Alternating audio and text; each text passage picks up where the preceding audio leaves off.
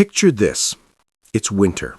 You're standing inside a massive German factory. Steel beams, conveyor belts, machines designed to run 24 hours a day.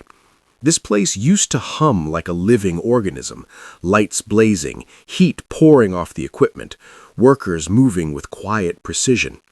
Now, half the lights are off. Entire production lines are silent, and the company has already decided this plant will never fully come back. Here's the twist.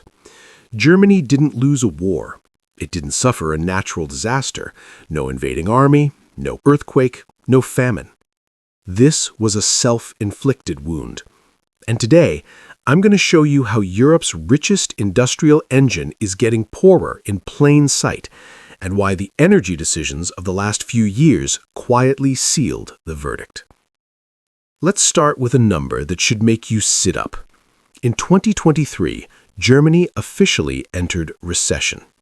GDP contracted by negative 0.3%, according to Destatis, Germany's own federal statistics office.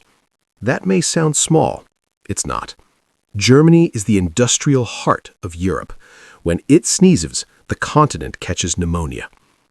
Think of Germany's economy like a precision-engineered diesel engine, built for efficiency, endurance, and constant motion. But diesel engines have one fatal weakness. They need fuel. Cheap, reliable, predictable energy. And Germany just yanked the fuel line.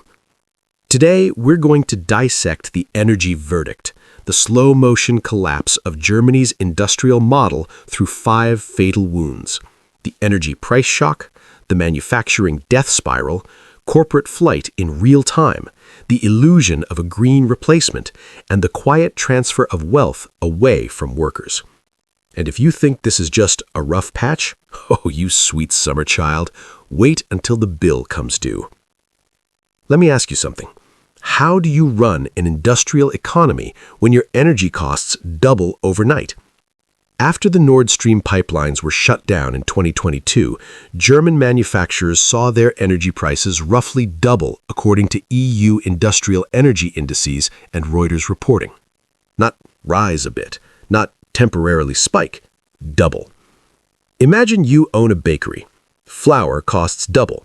Electricity costs double. Gas for ovens costs double. But your customers, they're already struggling and won't pay twice as much for bread.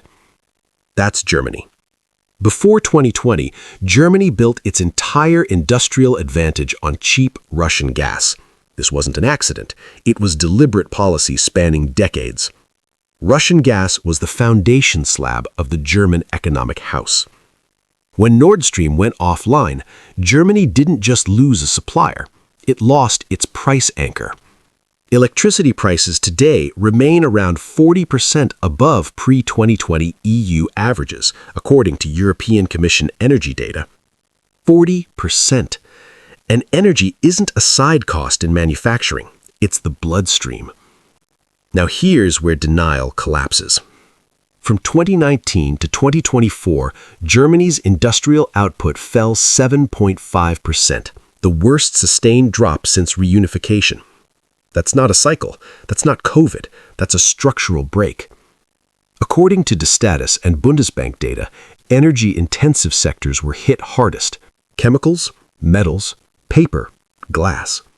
These aren't luxury industries. These are inputs, the stuff everything else depends on. Germany used to export machines to build the world. Now it's quietly exporting jobs. Think of industrial output like a heart monitor. A dip is survivable, a flat line is not. And Germany's line? It's trending dangerously close. Here's the human side. In energy-heavy regions, factories reduced shifts, then mothballed lines, then announced temporary closures. You know what temporary means in corporate language. Permanent. But if you think the damage stops there, oh no, this is where it gets darker. If you want to understand Germany's future, watch BASF. BASF isn't just a company, it's Germany's industrial nervous system, the world's largest chemical producer. In 2023, BASF announced it would permanently downsize German operations. Not cut costs temporarily, not pause investment permanently. Why? Energy prices. BASF executives stated openly that Germany was no longer competitive as a production base. So where did the investment go instead? China, the United States. Places with cheaper, predictable energy. Here's the metaphor. Germany trained a marathon runner, then broke both legs, then acted surprised when it lost the race. BASF alone cut thousands of jobs in Germany while expanding abroad, and when chemical production leaves, everything downstream follows. Plastics, automotive, pharmaceuticals. Exactly. They follow. Now, at this point, defenders say, but renewables will save us. Okay, deep breath. Germany invested hundreds of billions of euros into renewable energy under the Energiewende. Solar, wind, subsidies stacked on subsidies. And yet, electricity prices are still 40% higher than pre-2020 levels. Why? Because renewables are intermittent. You can't run a blast furnace on vibes and good intentions. When the wind doesn't blow, Germany burns coal. In fact, coal usage rose after 2022 according to German Energy Ministry data. That's the irony. Germany shut down nuclear, zero-carbon, stable baseload power, then replaced it with coal and imported LNG at triple the cost.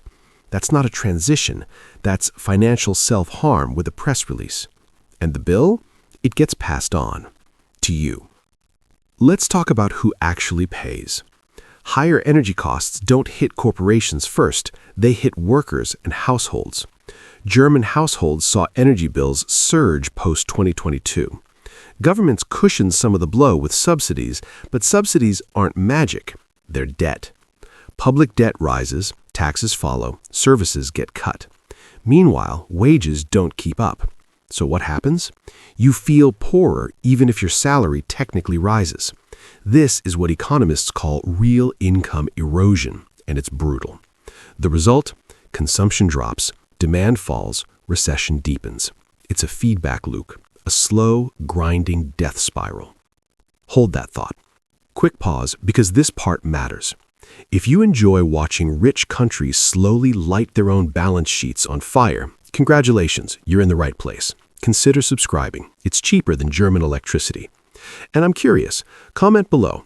Would you stay in Germany and ride this out, or leave if you could? Stay or go. No middle ground. All right, back to the autopsy. Capital is a coward. It doesn't protest, it doesn't argue, it just leaves. Foreign direct investment into Germany stagnated after 2022, while German firms increasingly invested abroad, especially in the US, where energy prices are a fraction of Europe's. The Inflation Reduction Act in the US was like rolling out a red carpet.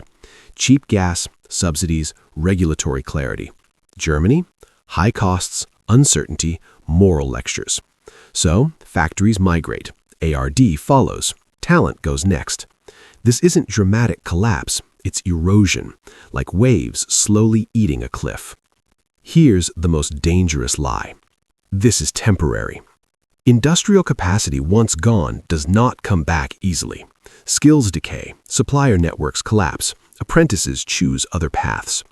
Germany's strength was its industrial ecosystem, dense, interlinked, local. You break the chain once, it doesn't magically reassemble. This isn't 2009, this is structural. And now, everything converges. Here's what really happened. Germany built an economy that required cheap gas, stable baseload power, long-term planning. Then it voluntarily removed all three. The result wasn't immediate collapse, it was something worse. A managed decline, quiet enough to avoid panic, painful enough to hollow out the middle class.